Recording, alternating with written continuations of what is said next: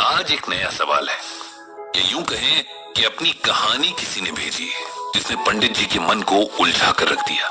ये मेल किसी नए पाठक का था जो कि इस तरह से था।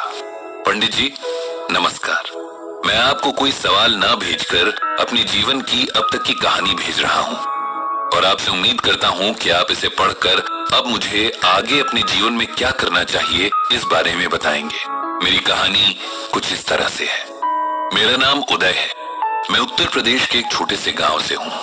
मेरे पिता एक किसान थे इसलिए लिख रहा हूँ क्योंकि अब वे इस दुनिया में नहीं है। मेरे पिता कोई बड़े इंसान तो नहीं थे, लेकिन एक बात जो मैं अपने बचपन की यादों के आधार पर कह सकता हूँ वो ये कि वे जब तक रहे उन्होंने माँ समेत हम तीनों भाई बहनों को कोई कमी नहीं होने दी। हालांकि उनका साया हमारे सर से बहुत जल्दी उठ गया था। उस वक्त मेरी उम्र शायद 10 साल की रही होगी और मुझसे बड़ी बहन और भाई 12 और 15 साल के रहे होंगे। सबसे छोटा होने की वजह से मैं अपने पिता का लाडला था, ऐसा मेरी माँ कहती है, और कहीं न कहीं मैं भी इस बात को महसूस करता था।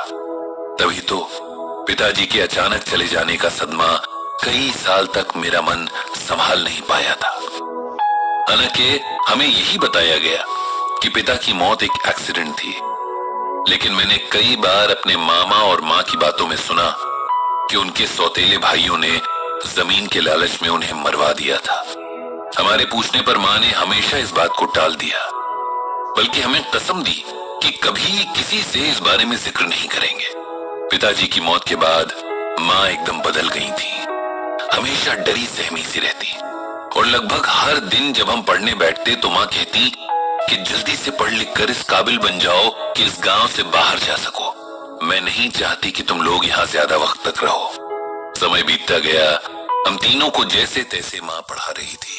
उनकी सख्त हिदायत थी कि पढ़ाई के अलावा हमें और किसी बात पर ध्यान नहीं देना है।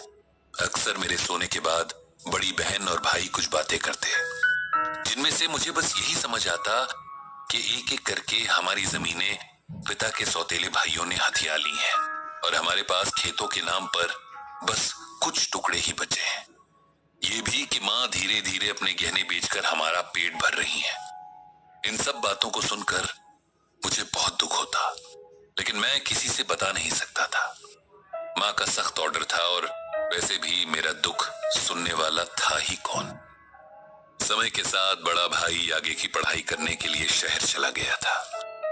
इसके लिए भी माँ ने अपने गहने ही बेचे थे। बहन ने आगे पढ़ाई की जगह सिलाई सीखने की इच्छा जताई तो माँ ने उसे पड़ोस के गांव के स्टिचिंग सेंटर में एडमिशन दिलवा दिया। माँ खुद उसके साथ जाती और उसकी वापसी के वक्त तक केंद्र के बाहर बैठकर इंतजार करती, फिर दोनों साथ ही वापस आते। मैं बहन को चिढ़ाता कि इतनी बड़ी होकर के भी अकेले आ जा नहीं सकती। मैं नहीं जानता था कि माँ किस डर से उसके साथ जाती थी। मैं, जिसने हर वक्त माँ से बस यही सुना कि किसी तरह इस गांव से निकल जाना है। खेतों के नाम पर जो चंद टुकड़े बचे थे, माँ उनमें बहुत मेहनत से फसल लगाती। हालांकि उनसे फसल के नाम पर कुछ भी ना निकलता, लेकिन माँ उन खेतों को बंजर नहीं छोड़ना चाहती थी।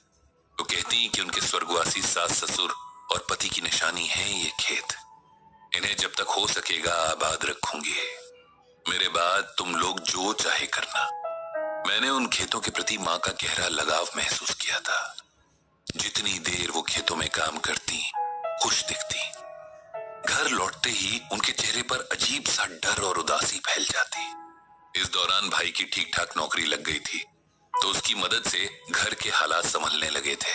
मेरी स्कूल की पढ़ाई पूरी हो गई थी और मामा ने बहन के लिए भी कोई अच्छा रिश्ता देखकर उसकी सगाई करवा दी थी। अब मुझे भी गांव से बाहर जाकर आगे की पढ़ाई करनी थी। बहन की शादी के बाद माँ को एकदम अकेले ही गांव में रहना होगा, ये सोचकर मुझे बहुत बुरा लगता था। भाई के लाख समझाने पर भी माँ हमारे साथ शहर नहीं आई। उनका कहना था कि वो खुश हैं कि हम लोग गांव से निकल गए, अब वो आराम से रह सकती हैं। गांव के घर में पिताजी की यादें हैं जिन्हें छोड़कर वो कहीं नहीं जाएंगी। अब भी माँ अपने खेतों में लगातार काम करती थी। रोज खेतों में जाना उनका रूटीन था। जैसे मंदिर जाकर शांति मिलती है, उन्हें इन खेतों में वही शांति मिलती थी। मुझे मेरे गांव से निकले कई साल बीत गए हैं। मैं अच्छी नौकरी पर हूं। मेरे भाई बहनों के अपने परिवार हैं और माँ अब भी गांव में है। लेकिन मेरे पिता के सौतेले भाई और उनके बच्चे उसे परेशान करने लगे हैं, उन चंद खेतों के लिए जो हमारे हैं, जिन पर मेरी माँ ने इतने साल अपना प्यार लुटाया है, जो उसके जीने की वजह है। ये सब बातें मुझे गांव से शहर मिलने आए एक दोस्त ने बताई हैं। मेरे भाई का कहना है कि माँ कभी नहीं चाहेंगी कि हम किसी लड़ाई में पड़े, और वो भी नहीं चाहता, क्योंकि अब उसकी अपने परिवार के प्रति जिम्मेदारियां हैं, वो उन्हें निभाना चाहता है।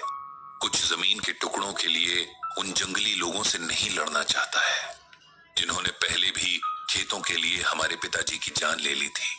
पंडित जी, मेरी कहानी यहीं पर रुकी है। मुझे क्या करना चाहिए?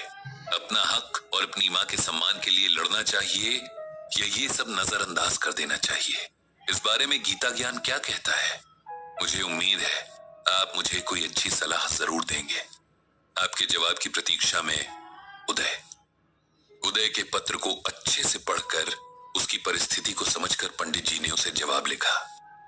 प्रिय उदय, तुम्हारी जीवन कथा पढ़ी। तुम्हारे संघर्षों ने मुझे प्रभावित किया।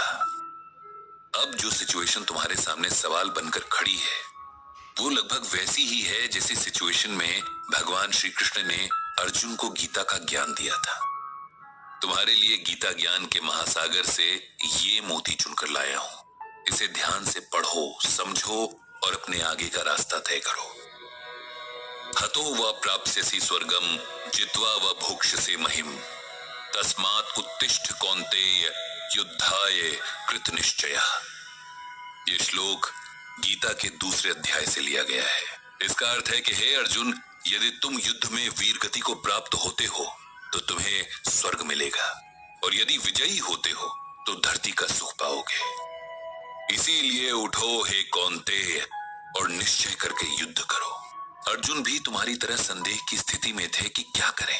एक तरफ उनके और उनके परिवार के सम्मान का प्रश्न था, तो दूसरी तरफ युद्ध भी अपने ही भाइयों, मित्रों और गुरुओं से लड़ना था, जिसकी गवाही उनका मन नहीं दे रहा था।